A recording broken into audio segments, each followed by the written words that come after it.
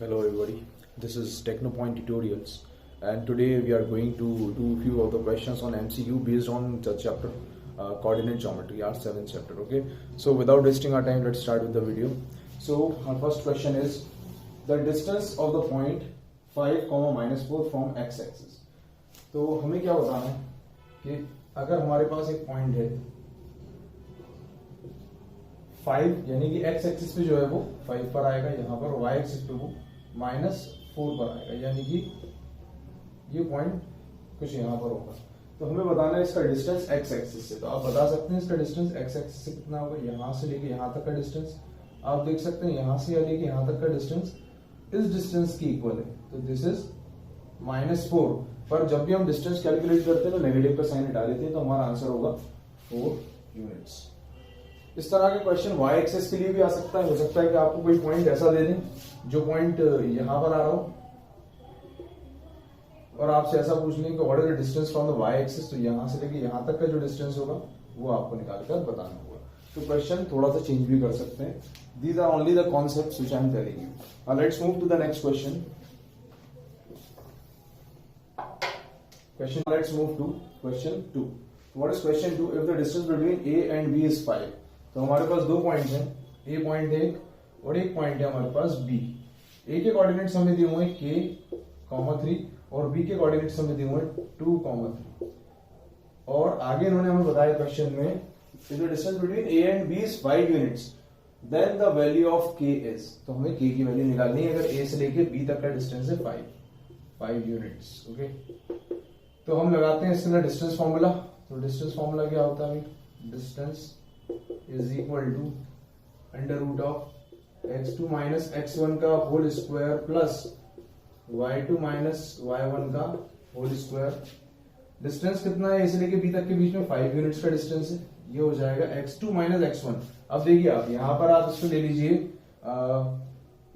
x2 मान लीजिए इसको और y2 मान लीजिए इसको, x1 मान लीजिए इसको और y1 मान लीजिए इसको। नॉर्मली जिस साइड वेरिएबल होता है ना उधर वाली वैल्यू को अपन x2 मान ले तो ज्यादा बेटर है, ज्यादा सही आंसर निकल, ज्यादा आसानी से आंसर निकल कर आ जाता है, इजीली आ जाएगा निकल कर। तो ये हो जाएगा x2 माइनस x1 यानी कि k -2 का whole square plus y2 minus y1 यानी कि 3 - 3 का होल स्क्वायर। अब हम देखते हैं यहाँ पर 5 इज इक्वल टू, अब 3 - 3 तो ये 0 हो जाएगा, बचेगा क्या खाली k -2 का होल स्क्वायर। अब हम क्या करेंगे, इस स्क्वायर को हटाने के लिए हम इसके अंदर स्क्वायरिंग करेंगे, ऑन स्क्वायरिंग। तो ये हो जाएगा 5 का स्क्वायर और ये हो जाएगा √ ऑफ k -2 के होल स्क्वायर का होल स्क्वायर।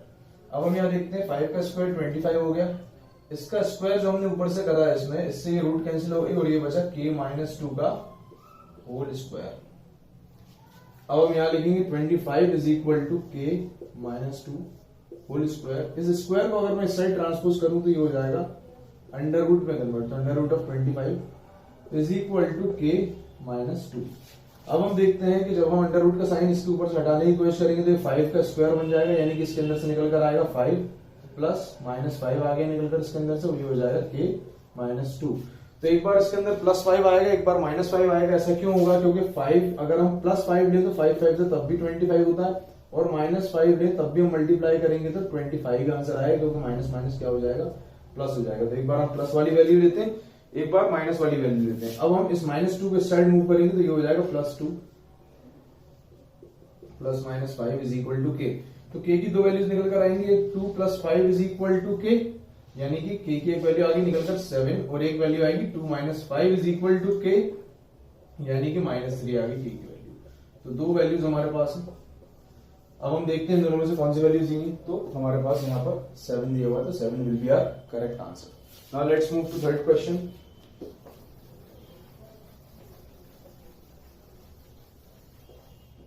तो थर्ड क्वेश्चन हमें दिया हुआ है, if points A, B, C, D form a square ABCD। अगर ABCD 4 पॉइंट्स है और ये मिलकर क्या बनाते हैं, स्क्वायर बनाते हैं, then P is equal to, तो यहां पर देखिए A के अंदर जो कोऑर्डिनेट्स है इसके अंदर 5, P दिया हुआ है। इस P की हमें वैल्यू निकालकर बतानी है।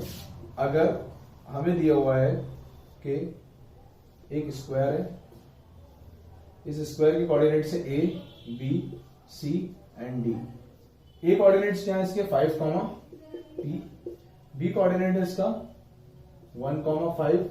सी कोऑर्डिनेट है इसका 2, 1 और डी कोऑर्डिनेट है इसका 6, 2। तो हमें निकाल कर बतानी है इस पी की वैल्यू। तो हम देख सकते हैं स्क्वायर की क्या प्रॉपर्टी होती है। स्क्वायर की प्रॉपर्टी होती है कि स्क्वायर के सब साइड्स इक्वल होते हैं। तो सब साइड्स इक्वल है तो हम किसी भी साइड को किसी भी साइड से इक्वल लेकर इसको प्रूव कर सकते हैं। एक साइड हम वो लेंगे जिसके अंदर P यूज हुआ है और एक साइड वो लेंगे जिसके अंदर P यूज नहीं हुआ है। यानी कि हम लेंगे कि अगर AB जो है वो CD के इक्वल है तो AB के अंदर भी हम डिस्टेंस फॉर्मूला लगाएंगे, CD के अंदर भी डिस्टेंस फॉर्मूला लगाएंगे। अब मैं डायरेक्टली डिस्टेंस फॉर्मूला लगा रहा हूं यहाँ पर। AB के अंदर मैं अगर डिस्टेंस फॉर्मूला लगाऊं तो देखिए x2 माइनस x1 यानी कि 5 माइनस 1 का whole square plus y2 minus y1 यानी कि p माइनस 5 का whole square is equal to, अगर हम CD के अंदर डिस्टेंस फॉर्मूला लगाएं तो 6 माइनस 2 का होल स्क्वायर यानी कि x2 माइनस x1 का whole square plus y2 minus y1 यानी कि 2 माइनस 1 का होल स्क्वायर। अब आप देखिए दोनों साइड स्क्वायर अगर लगे हुए होते हैं तो हम स्क्वायर को स्क्वायर से कैंसिल कर सकते हैं। क्योंकि ये एमसीक्यूज है तो आपको इसके अंदर स्टेप्स के तो वैल्यू मार्क्स मिलेंगे नहीं, तो इसलिए आप डायरेक्टली इसमें स्क्वायरिंग वगैरह शो ना करें। दोनों साइड अगर होल स्क्वायर लगा हुआ है, सॉरी रूट लगा हुआ है होल के ऊपर, तो आप रूट से रूट को कैंसिल कर सकते हैं। ये आ जाएगा 5 माइनस 1 यानी कि आ जाएगा 4 का square plus p minus 5 whole square is equal to again 4 square plus 2 minus 1 कितना हो जाएगा 1, तो ये हो जाएगा 1 का स्क्वायर। अब आप देखिए ये प्लस 4 का स्क्वायर इधर भी प्लस 4 का स्क्वायर इधर भी, यानी कि 4 का स्क्वायर 16 इधर भी आएगा 16 इधर भी आएगा और ये इक्वल टू के एक इस तरफ है और एक इस तरफ है। तो अगर इक्वल साइन वाले इक्वल टू के इधर और इधर लेफ्ट टू राइट पर नंबर्स होते हैं ना उनको कैंसिल कर देते हैं। तो p माइनस 5 का होल स्क्वायर यहाँ पर बचा खाली, ये किसके बराबर है 1 का स्क्वायर यानी कि 1 के बराबर। अब हम इसमें आइडेंटिटी लगाएंगे तो ये आ गया a square minus 2ab plus b square यानी कि 5 का स्क्वायर इज इक्वल टू 1। तो ये हो जाएगा p square minus 10p plus 25 equal to 1। Okay, अब हमारे पास एक क्वाड्रेटिक इक्वेशन है, इसको थोड़ा सा और हम जनरल इक्वेशन के फॉर्म में लिख लें तो p माइनस 10p प्लस 25 क्या आ जाएगा माइनस 1 इक्वल टू 0। अब मैं इसको ऊपर कर रहा हूं तो हम देखते हैं यहाँ पर ये बन जाएगा p square minus 10p plus 24 equal to 0। Okay, अब ये हमारे पास क्वाड्रेटिक इक्वेशन, इस क्वाड्रेटिक इक्वेशन को सॉल्व कर हम p की वैल्यू निकालेंगे। क्वाड्रेटिक इक्वेशन को सॉल्व कैसे करते हैं, मिडिल टर्म स्प्लिटिंग से भी कर सकते हैं और क्वाड्रेटिक फॉर्मूला से भी कर सकते हैं। यहाँ पर मिडिल टर्म स्प्लिटिंग यूज कर रहा हूँ। लास्ट में यहाँ पर क्या है कांस्टेंट 24 है, यहाँ पर p स्क्वायर के साथ कोएफिशिएंट क्या है 1 है, तो मैं 24 को पहले 1 के साथ मल्टीप्लाई कर दूंगा तो मेरा आंसर 24 ही रहेगा। अब मैं 24 को फैक्टराइज करूंगा, प्राइम फैक्टराइज, तो ये यहाँ पर 6, 2 का 3, 3 का 1, ये निकल कर आई वैल्यूज हमारी। इनकी हेल्प से हमें बनाना है 10 कैसे बना सकते हैं, उसके अंदर 2 3 से कितना होता है 6 और 2 2 से कितना होता है 4, तो 6 प्लस 4 आ जाएगा हमारे पास 10। तो हम देखते हैं यहाँ पर कि p square minus 6p plus 4p plus 24 equal to 0। अब इस ब्रैकेट को ओपन करेंगे, ब्रैकेट के बाहर माइनस का साइन है तो यहाँ पर अंदर वाले साइन चेंज हो जाएंगे, तो ये भी माइनस हो गया और ये भी प्लस का माइनस हो गया, प्लस 24 इक्वल टू 0। इसके बाद इसके अंदर से हम दो पेयर्स बना लेंगे, फर्स्ट टू और लास्ट टू पे p कॉमन ले लेंगे, p माइनस 6 इसमें तो बच जाएगा। जब हम माइनस का साइन कॉमन लेंगे और यहाँ पर देखिए 4 है, 4 के टेबल में 24 आता है, 4 को हम यहाँ पर कॉमन ले सकते हैं। ओके, जब हम माइनस का साइन यहाँ पर आएगा, यहाँ इस जगह पे कॉमन आएगा तो अंदर का साइन चेंज हो जाएगा, तो ये बचेगा p माइनस 4 6 24, तो this is p minus 6 equal to 0। अब यहाँ ये भी कॉमन है और ये भी कॉमन सेम है, तो हम p माइनस 6 कॉमन ले लेंगे और यहाँ पर p माइनस 4 इक्वल टू 0 ले लेंगे। अब p माइनस 6 को एक बार 0 से इक्वेट करेंगे तो p की वैल्यू आएगी माइनस 6 का प्लस 6, और p माइनस 4 को एक बार 0 से इक्वेट करेंगे तो p की वैल्यू आएगी 4, तो p की वैल्यू आ रही है 6, 4। तो हम यहाँ देख सकते हैं भाई हमारे ऑप्शंस के अंदर से p की value 6 is the correct answer. ठीक है, दो वैल्यूज दी होंगी, दो वैल्यूज के अंदर से एक वैल्यू भी आपको ऑप्शन में दे सकते हैं। ठीक है, चलिए let's move to the next question now. तो नेक्स्ट क्वेश्चन है हमारे पास क्वेश्चन 4th। क्वेश्चन 4th के अंदर हमें दिया a line segment is of length 10 units. If the coordinates of its one end are 2,3। तो एक लाइन सेगमेंट है, इस लाइन सेगमेंट को ए और बी मान लेते हैं, ठीक है। और इन दोनों, इसका डिस्टेंस कितना है 10 यूनिट्स है। अब इन्होंने हमें बताया कि अगर एक जो पॉइंट है इसका, उसके कोऑर्डिनेट्स क्या है 2,-3, तो हमें क्या निकाल कर बताना है, and abscissa of other and is 10। अब एब्सिसा और ऑर्डिनेट मैंने इंट्रोडक्शन में बताए थे, जब मैंने कोऑर्डिनेट ज्योमेट्री का इंट्रोडक्शन करा था, कि एब्सिसा का मतलब होता है एक्स एक्सिस और ऑर्डिनेट का मतलब होता है वाई एक्सिस। तो एब्सिसा कितना है इसका, दूसरे पॉइंट पे 10 है, तो एक्स के जो पॉइंट आता है यहाँ पर ऑर्डिनेट आता है वहां पर 10 आ जाएगा। और ऑर्डिनेट हमें निकालना है, तो ऑर्डिनेट की जगह हम क्या ले लेंगे, वाई ले लेंगे। तो इस वाई की वैल्यू हमें निकालना है, तो अगेन हम क्या पुट करेंगे यहाँ पर, अगेन हम यहाँ पर डिस्टेंस फॉर्मूला यूज करेंगे। तो डिस्टेंस कितना है इसलिए कि बी तक का 10 है, डायरेक्टली पुट कर रहा हूं इस बार में। और यहाँ पर अगर हम डिस्टेंस फॉर्मूला पुट करें तो x2 माइनस x1, तो 10 minus 2 whole square plus y2 minus y1 यानी कि y माइनस अगेन यहाँ पर -3, तो माइनस माइनस प्लस हो जाएगा का होल स्क्वायर। तो ये हो जाएगा 10 इज इक्वल टू दिस। अब हम दोनों साइड स्क्वायरिंग करेंगे, तो जब हम 10 का स्क्वायर करेंगे तो ऐसा कर देंगे, और जब हम इसके स्क्वायर करेंगे 10 माइनस 2 ये हो जाएगा 8 square plus y plus 3 whole square. और क्योंकि हमने 10 पे भी स्क्वायर लगाया तो यहाँ भी हम पूरे पे स्क्वायर लगा देंगे। स्क्वायर से रूट कैंसिल हो जाएगा, 10 का स्क्वायर हो जाएगा 100, ये बचेगा 8 square plus y plus 3 whole square. 100 यहाँ पर आ गया, 8 का स्क्वायर होता है 64 plus y plus 3 whole square. अब हम 64 को यहाँ मूव कर देंगे तो ये हो जाएगा 100 minus 64 is equal to y plus 3 whole square. अब हम इसको सॉल्व करते हैं, ये निकल कर आएगा 36 is equal to y plus 3 whole square, ठीक है। अब इसको आगे सॉल्व करने की हम एक और चीज कर सकते हैं। वैसे तो एक मेथड क्या है कि इसको आप पूरा ओपन कीजिए, ओपन करने के बाद इसके अंदर हम वापस जैसे इससे पहले वाले क्वेश्चन में मिडिल टर्म स्प्लिटिंग करी थी वैसे ही करें, लेकिन यहाँ पर क्योंकि इस साइड जो है एक कंप्लीट स्क्वायर बन रहा है, परफेक्ट स्क्वायर बन रहा है 36, तो इसका स्क्वायर हम इस साइड मूव करके इसको रूट के अंदर कन्वर्ट कर सकते हैं।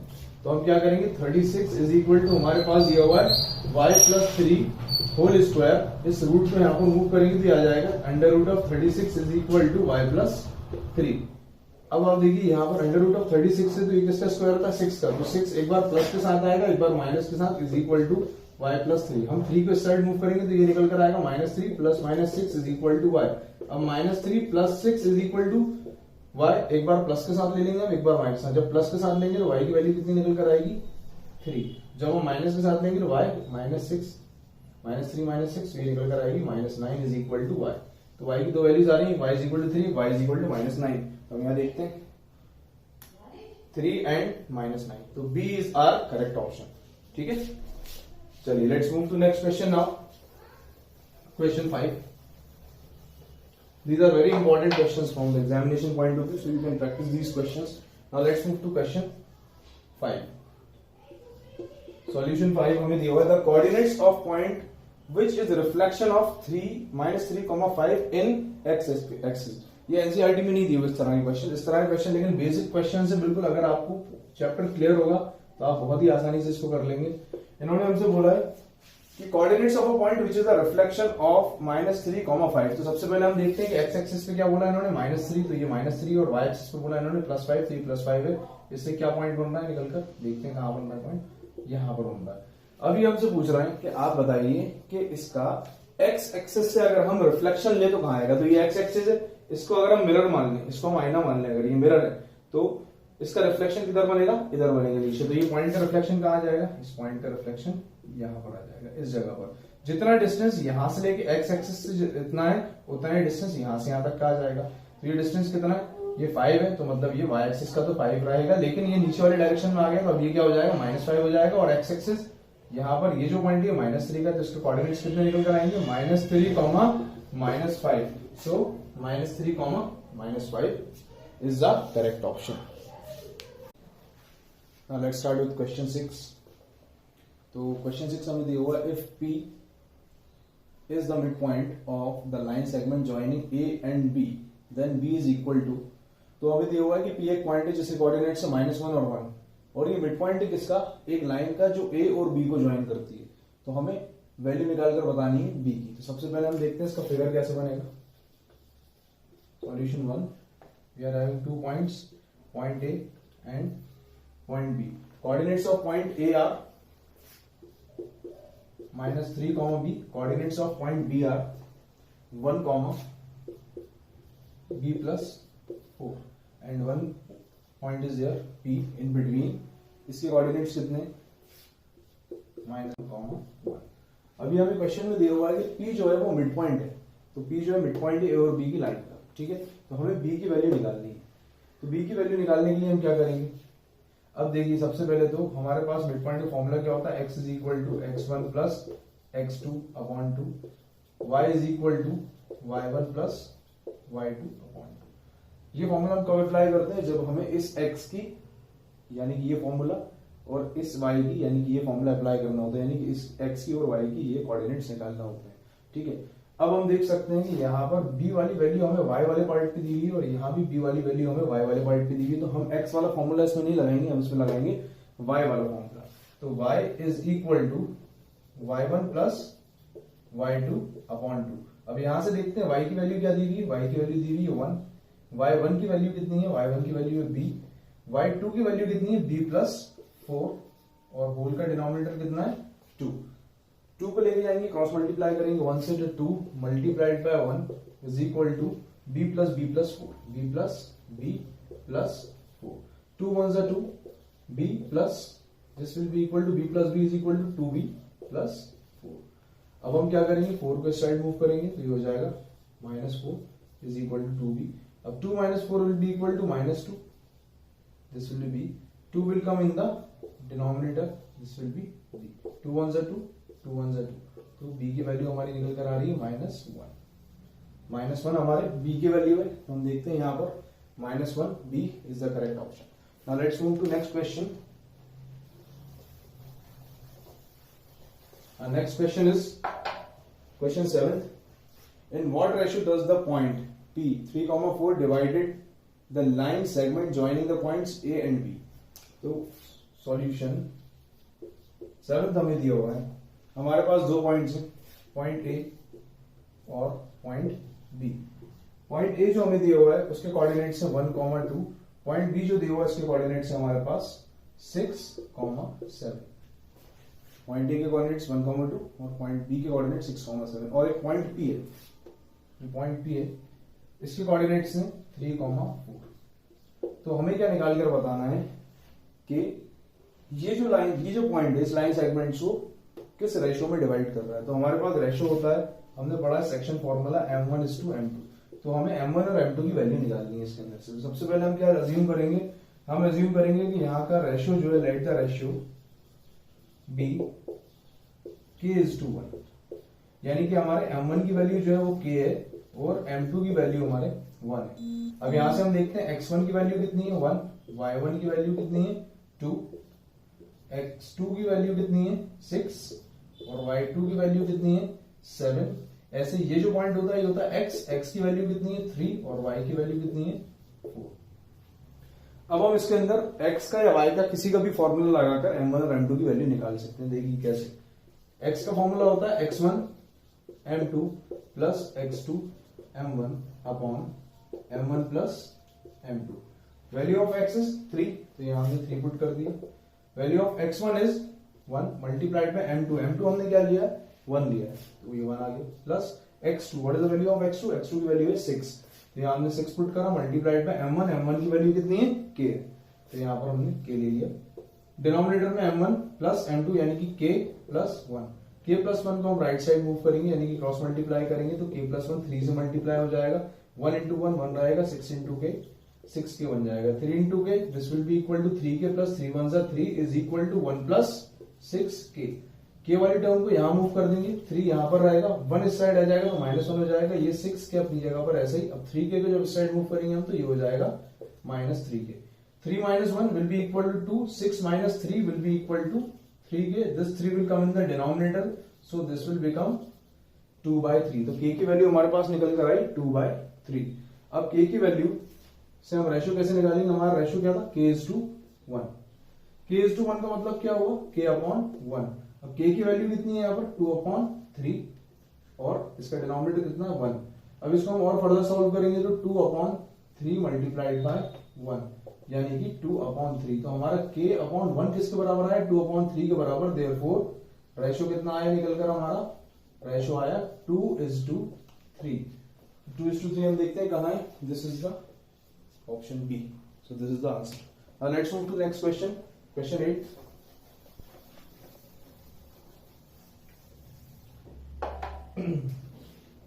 सॉल्यूशन 8.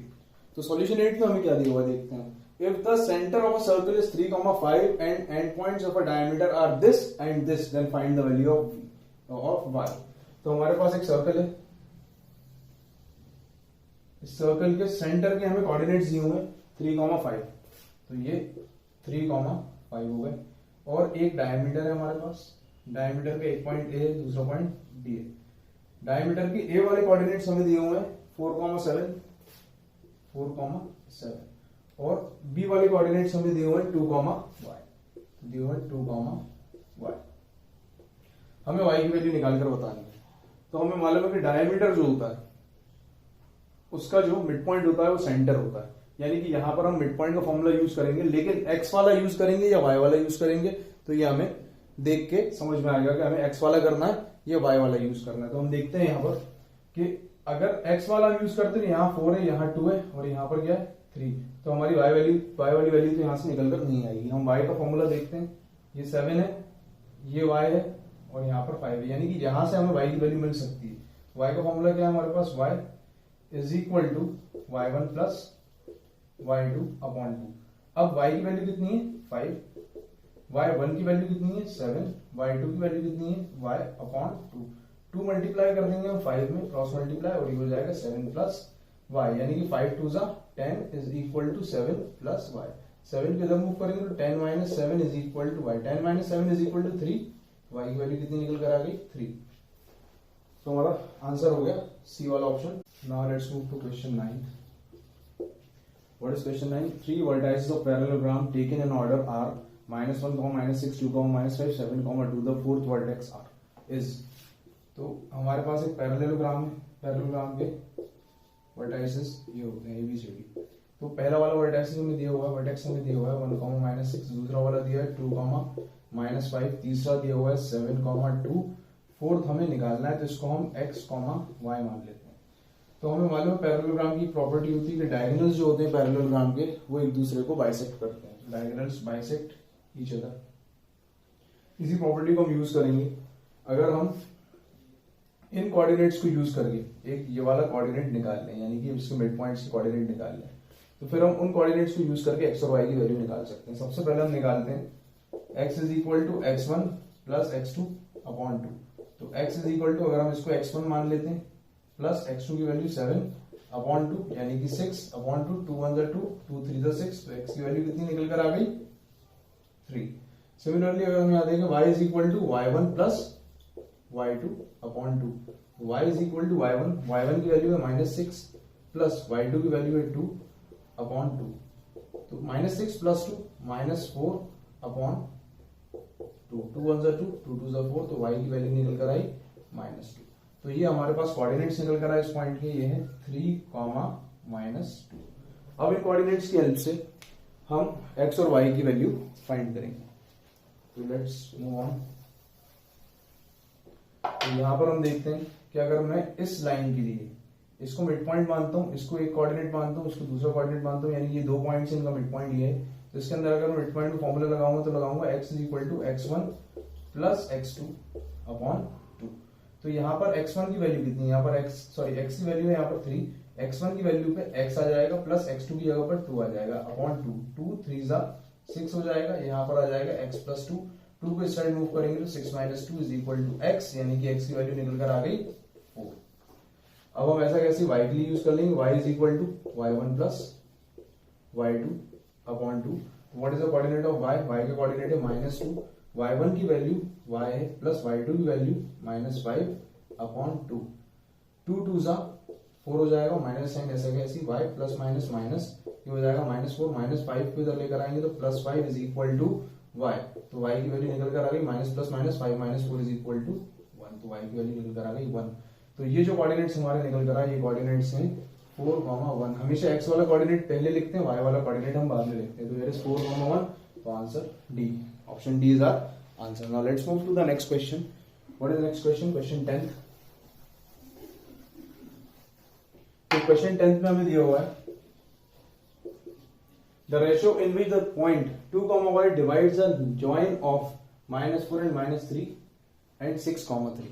ठीक है, तो हमें दो पॉइंट्स दिए हुए हैं, एक पॉइंट को ए पॉइंट बोल देते हैं, दूसरे पॉइंट को बी पॉइंट बोल देते हैं। The ratio in which the point 2, y divides the join of these two points. तो इन दोनों पॉइंट्स को जब ज्वाइन करते हैं -4, 3 को और 6, 3 को जब हम ज्वाइन करते हैं तो इनके बीच में एक पॉइंट आता है जिसके कोऑर्डिनेट्स हैं 2, y।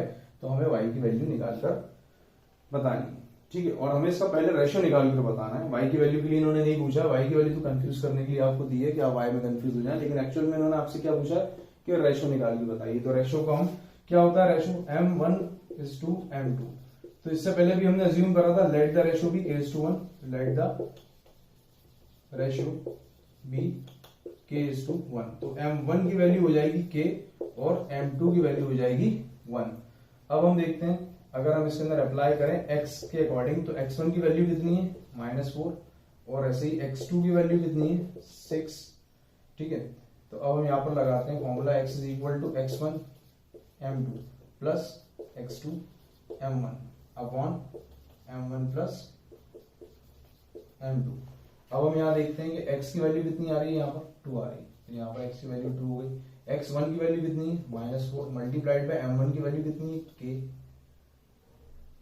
Sorry x1 multiplied by m2, तो m2 की वैल्यू है 1 प्लस x2 यानी कि 6 मल्टीप्लाइड बाय m1 यानी कि k upon m1 plus m2 यानी कि k प्लस 1। अब k प्लस 1 को सबसे पहले तो हम इधर मूव कर देंगे, तो 2 multiplied by k plus 1 is equal to 4 multiplied by 1, तो -4 प्लस 6 इंटू के 6k 2 इंटू के 2k plus 2 into 1 2 is equal to -4 plus 6k।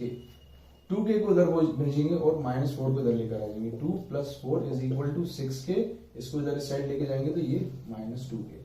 4 plus 2 6, 6k -2k 4k 6 upon 4 is equal to k, जब इसको cancel करेंगे 2 और ये 3, तो 3 upon 2 आ रही है हमारी k की वैल्यू। अब हम निकालते हैं रेशियो। वैसे तो आप डायरेक्टली लिख सकते हैं, जो भी आपकी k की वैल्यू निकल कर आएगी वही आपका रेशियो हो जाएगा। तो 3:2 is the correct answer. Okay, तो इस वीडियो के लिए इतना ही। Will meet in the next video. Thank you so much and please like and subscribe my channel if you will enjoy my video.